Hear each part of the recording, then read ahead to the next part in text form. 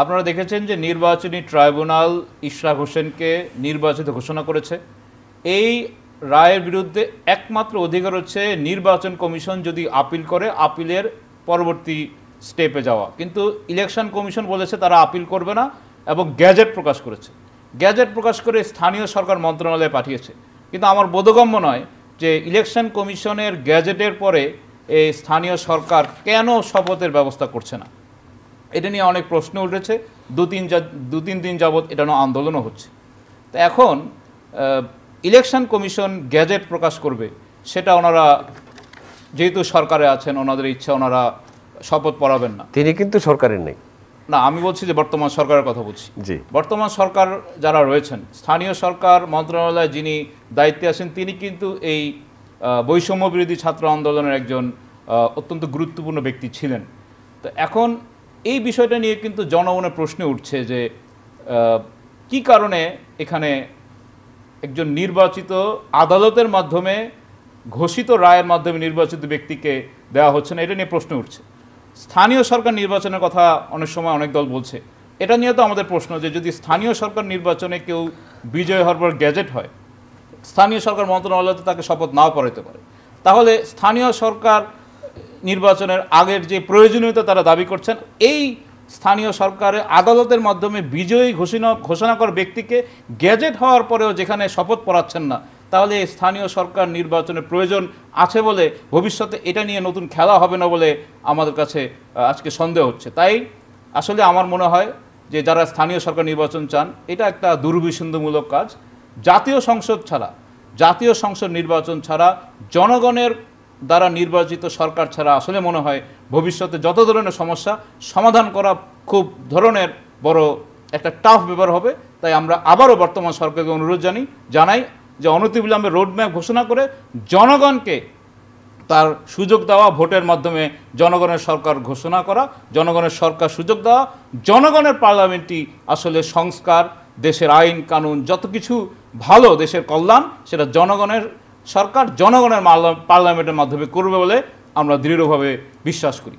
দেখেন যে হচ্ছে আমরা এই ইশরাক ভাইয়ের যে মামলাটা নিয়ে, আমি এখানে পলিটিক্যাল কথা বলছি, সরকারের সিদ্ধান্ত, সরকার কি করবে না করবে, সরকার শপথ পড়াবে না কি পড়াবে না, বাট দেখলাম যে হচ্ছে আমরা দীর্ঘ সময় ধরে যে বিচার বিভাগ এবং নির্বাচন কমিশনকে জিম্মি করার যে বিষয়টা দেখে আসছিলাম, সেটার একেবারে পুনরাবৃত্তি ঘটছে বলে আমরা দেখলাম।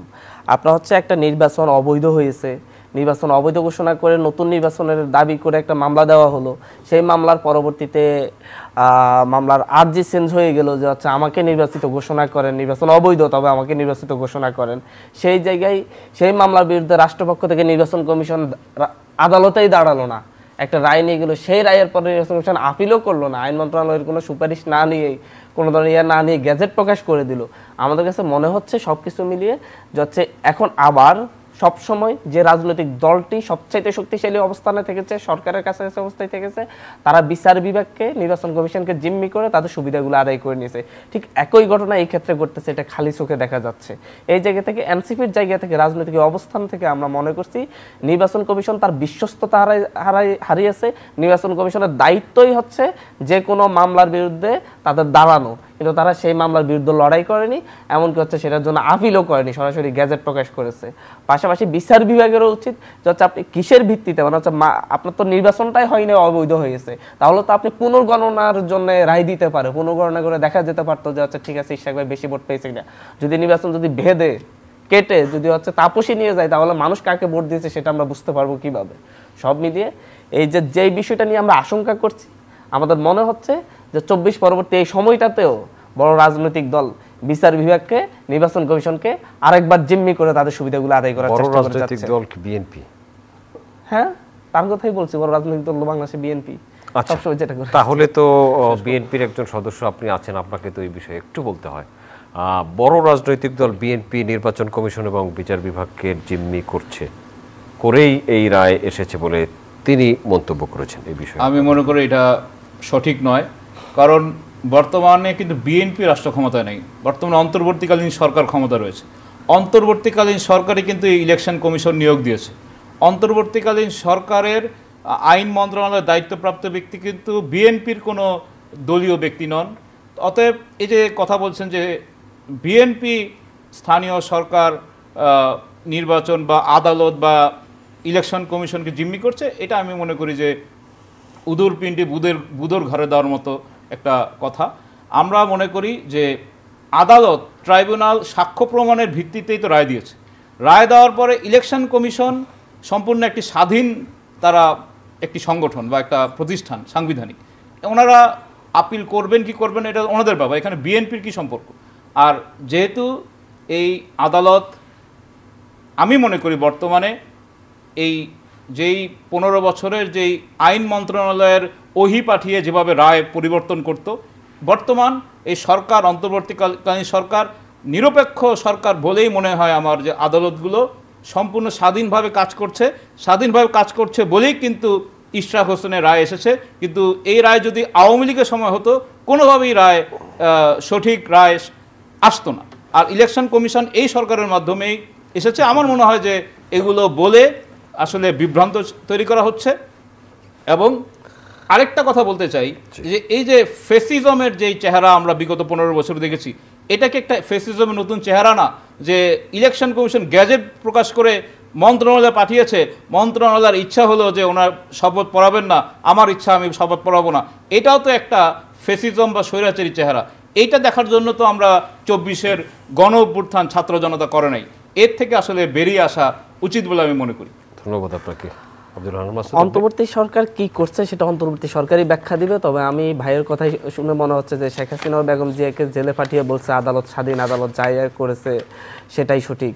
এমন হচ্ছে এই জাতীয় কথাগুলো বলে বলে বারবার নির্বাচন কমিশন স্বাধীন, নিরপেক্ষভাবে নির্বাচন কমিশন তো আমার পক্ষে, ওদের পক্ষের আয় দেয় নেই, সুতরাং নির্বাচন কমিশন যেটা 18 নির্বাচনের পরে যে বিষয়টা হয়েছে এভাবে কথা এসেছে। বাস্তবতা হচ্ছে আপনি দেখেন যে হচ্ছে বরিশালের কিন্তু মেয়র ফয়জুল কবিরকে আর মেয়র ঘোষণা করা হয়নি, ফয়জুল করিমকে। আপনার হচ্ছে শুধু বিএনপির বাইরে আর কাউকে ঘোষণা করা হচ্ছে না।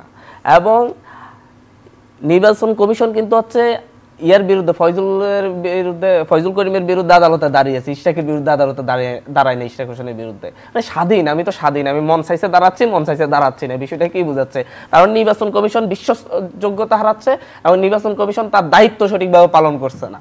এই জায়গা থেকে আমরা মনে করি, এনসিপি মনে করে যে হচ্ছে এই নির্বাচন কমিশন যেই পক্ষপাতিত্ব দেখিয়েছে এই ছোট ছোট ক্ষেত্রেই, এই নির্বাচন কমিশনের অধীনে আগামী জাতীয় সংসদ নির্বাচন হতে পারে না। অবশ্যই নতুন আইনে নির্বাচন কমিশন সংস্কার রিপোর্টের ভিত্তিতে নতুন যেই আইন হবে সেই আইনের ভিত্তিতে নতুন নির্বাচন কমিশন গঠিত হবে, সেই নির্বাচন কমিশনের অধীনেই আগামী জাতীয় সংসদ নির্বাচন হবে। এই অল্পতেই যে বিশ্বস্ততা হারাতে পারে, পক্ষপাতিত্ব করতে পারে, সে আগামী 24-এর গণ অভ্যুত্থানের পরে আগামী এত বড় একটি গুরুত্বপূর্ণ জাতীয় নির্বাচন করার সক্ষমতা বা হচ্ছে নৈতিক অবস্থান রাখে না। নির্বাচন কমিশন এখন পর্যন্ত কোনো নির্বাচনী অনুষ্ঠান করেনি, তাহলে বিশ্বাসযোগ্যতা হারালো। এটা আসলে আমি মনে করি যে এটাও একটা কনফিউজিং কথা। এই যে ইসলামী আন্দোলনের ক্ষেত্রে এক নীতি, বিএনপির ক্ষেত্রে আরেক নীতি গ্রহণ করছে, এর মাধ্যমেই সে তার বিশ্বাসযোগ্যতা হারিয়েছে। এই যে ইসলামী শাসনতন্ত্র যেটাই যে বলছেন ইসলামী আন্দোলন, ওনার বিষয়টা আদালত সিদ্ধান্ত দেন, এটার সাথে নির্বাচন কমিশনের সম্পর্ক নাই। সেখানে নির্বাচন কমিশন দাঁড়িয়েছে, আইনে পরিষ্কার লেখা আছে যে আদালত থেকে যদি রায় আসে, সেই রায় ইলেকশন ট্রাইব্যুনালের আদেশ মানতে বাধ্য। একটা টাইম ফ্রেম দেওয়া আছে, টাইম ফ্রেমের মধ্যে তাদের গ্যাজেট প্রকাশ করতে হবে। অতএব তারা পেয়ে যদি মনে করে তার ইলেকশন কমিশন আপিল করবে না, সেটা ইলেকশন কমিশনের ব্যাপার। এটাও আমি মনে করি যে একটি স্বাধীন নির্বাচন কমিশনের একটা প্রমাণ। আগে কিন্তু ফ্যাসিস্ট সরকারের সময় মন্ত্রণালয় থেকে, প্রধানমন্ত্রীর কার্যালয় থেকে চাপ দিয়ে করা হতো।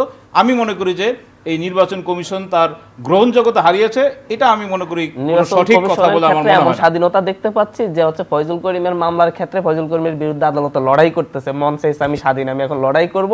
ইশরাক হোসেনের বিরুদ্ধে, ইশরাক হোসেনের মামলার ক্ষেত্রে তার বিরুদ্ধে আদালতে লড়াই করেনি, কারণ সে স্বাধীন, সে মন চাইছে, সে সেখানে লড়াই করবে। আবার অন্যান্য ক্ষেত্রে জামাতের কয়েকজন চেয়ারম্যানকে ঘোষণা করা হয়েছে, তাদের বিরুদ্ধে আপিল করেছে, মন চাইছে আমি আপিল করলাম, কিন্তু হচ্ছে ইশরাক হোসেনের বিরুদ্ধে এটা করব না। কারণ নির্বাচন কমিশন একজন তার 2 সন্তানের ক্ষেত্রে, 3 সন্তানের ক্ষেত্রে 3 ধরনের নীতি গ্রহণ করছে, যার পরে কি সে নিরপেক্ষতা রাখছে?